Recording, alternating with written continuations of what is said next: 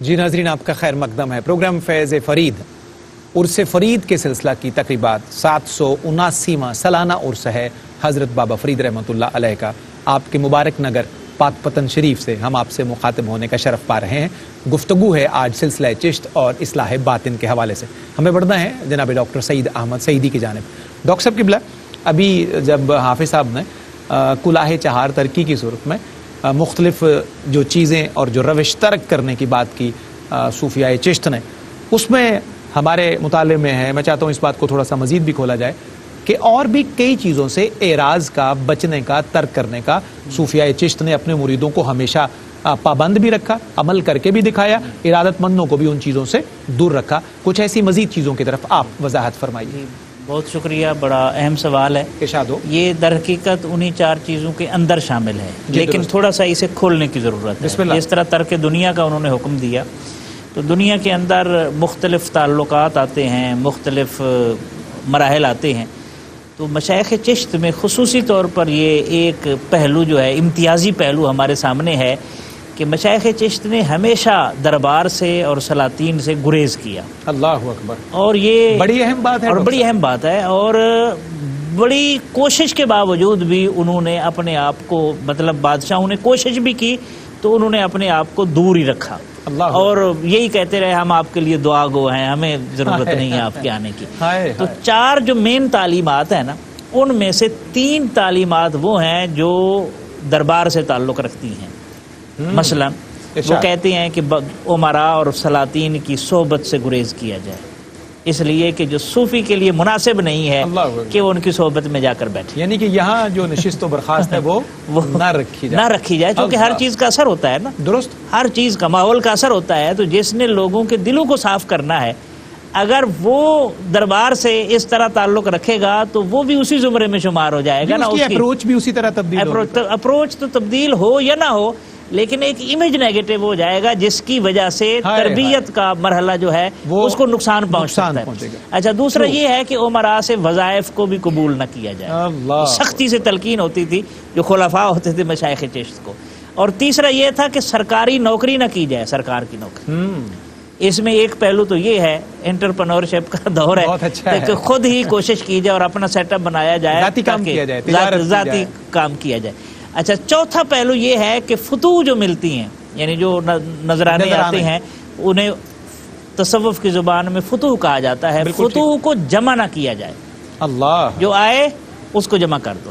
بابا صاحب کے پاس ایک بندہ آیا، زمیندار تھا اپنے علاقے کا، تو اس نے کہا حضرت آپ کے پاس بظاہر کچھ نہیں ہے، لنگر چلتا ہے، لوگ آتے ہیں، بابا صاحب کے پاس روٹی پک کے آتی تھی، اگر کبھی گھی لگ کے آ جاتا تھا تو آپ اس کا ایک ٹکڑا لیتے تھے، باقی تقسیم کر دیتے۔ پانی آتا تھا، منقع کے دانوں والا شربت لایا جاتا تھا تو تھوڑا سا پیتے، 2-4 گھونٹ، باقی تقسیم کر دیتے تھے۔ پھر کئی دن اسی کیفیت میں گزر جاتے تھے، اپنی مطلب یہ ان کی حالت تھی۔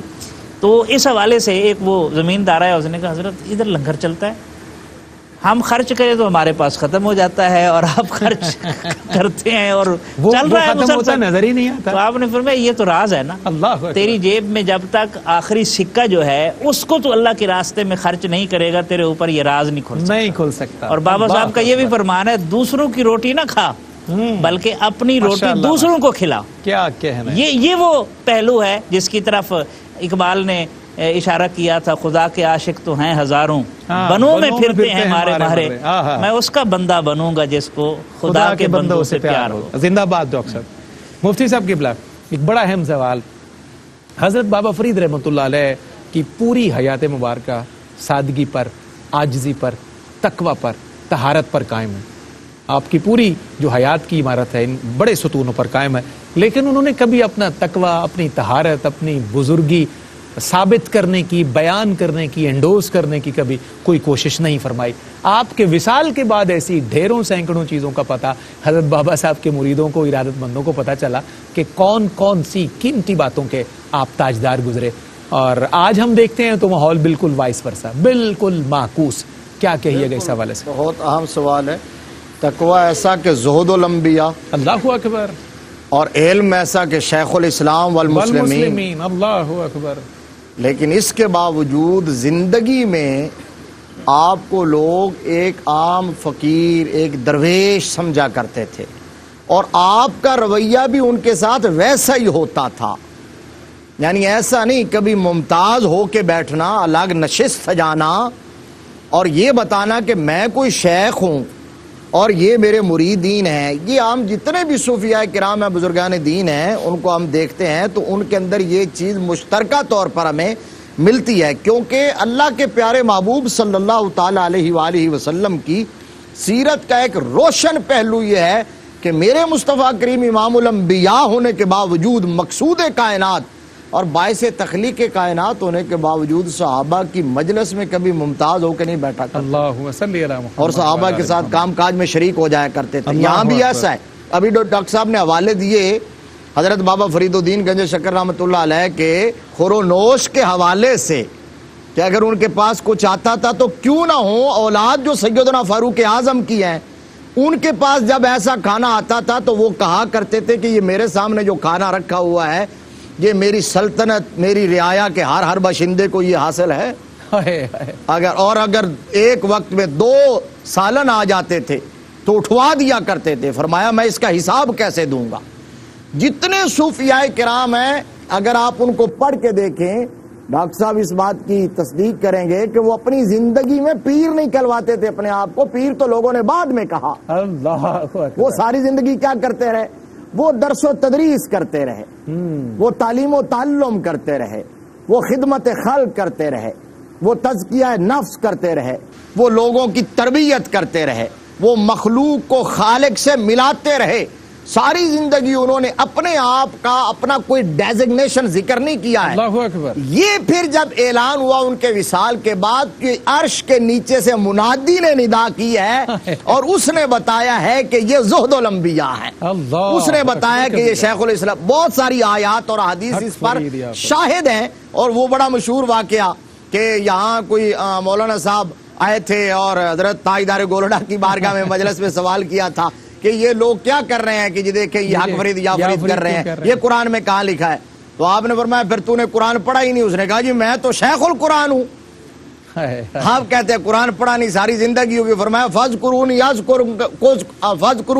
أَذْكُرْكُمْ کا معنی کیا ہے؟ اس کا معنی یہی ہے، اللہ فرماتا ہے تم مجھے یاد کر میں تیرا چرچا کر دوں گا. بابا صاحب ساری زندگی اللہ اللہ کرتے رہے ہیں، میرے رب نے اپنا وعدہ پورا کیا ہے اور اپنی مخلوق کی زبان پر حق فرید یا فرید جاری کروا دیا ہے. تو یہ ہے ان اللہ اذا احب عبدا دعا جبریل.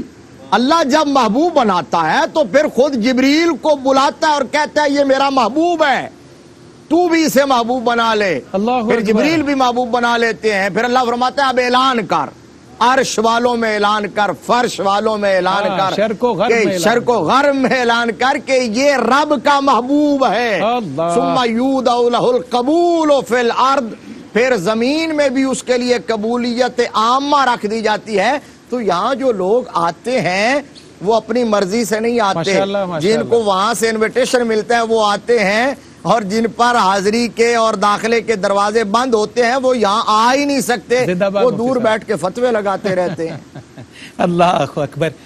ناظرین، آج جس عزت والی ہستی کا ذکر ہے، کیوں نہ ان کے اجداد کا ذکر کیا جائے اور ذی وقار کا، رفت معاب کا اور عرش جیسی سطوت کے مالک ہستی کا ذکر کیا جائے، جن کے یہ بیٹے ہیں. میری مراد رسول خلیفۃ المسلمین حضرت سیدنا عمر فاروق رضی اللہ تعالی عنہ.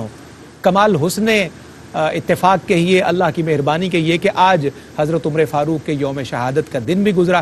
انہی کے روحانی بیٹے کا، نسبی بیٹے کا ذکر بھی ہے. تو ہمیں بڑھنا ہے الحاج سرور حسین نقشبندی صاحب کی جانب. میں 4 مصرے عرض کرتا ہوا سرور بھائی حضرت فاروق اعظم رضی اللہ عنہ کی منقبت کے لیے. مفتی صاحب، حافظ صاحب اور ڈاکٹر صاحب 4 مصرے. نام سے جان منافق کی نکل جاتی ہے، نام سے جان منافق کی نکل جاتی ہے، سن کے آہٹ رہے ابلیس بدل جاتی ہے. کیا بات ہے، اللہ اکبر. عمر فاروق میرا موضوع ہے. نام سے جان منافق کی نکل جاتی ہے، سن کے آہٹ رہے ابلیس بدل جاتی ہے. اس شہ عدل کے درے کا ذرا دیکھ اثر. پیرزادہ ندیم اختر کا یہ سخن دیکھیے اور پورا سچ تاریخ کی تاریخ. اس شہ عدل کے درے کا ذرا دیکھ اثر، تھر تھراتی ہوئی دھرتی بھی سنبھل جاتی ہے، تھر تھراتی ہوئی دھرتی بھی سنبھل جاتی ہے۔ جناب الحاج سرور حسین نقشبندی بارگاہ فاروقی میں ہدیہ نیاز پیش کرتے ہیں۔ کیا انتخاب ہے۔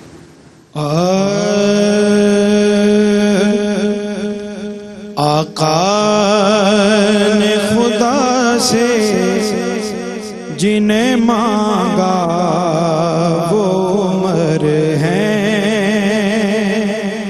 آقا نے خدا سے جنہیں مانگا وہ عمر ہیں، ٹھہرے جو مراد شہ والا وہ عمر ہیں، ٹھہرے جو مراد شہ والا وہ عمر ہیں، جو زہد و عبادت میں بھی رکھتے نہیں ثانی، جو زہد و عبادت میں بھی رکھتے نہیں ثانی، اور کرتے ہیں جو انصاف بھی پورا وہ عمر ہیں، کرتے ہیں جو انصاف بھی پورا وہ عمر ہیں، اور ہوتا تو عمر ہوتا نبی کوئی میرے بعد، ہوتا تو عمر ہوتا نبی کوئی میرے بعد، آقا نے یہ جن کے لیے بولا وہ عمر ہیں، آقا نے یہ جن کے لیے بولا وہ عمر ہیں، اور یا ساریا کہتے ہوئے آواز لگائی، یا ساریا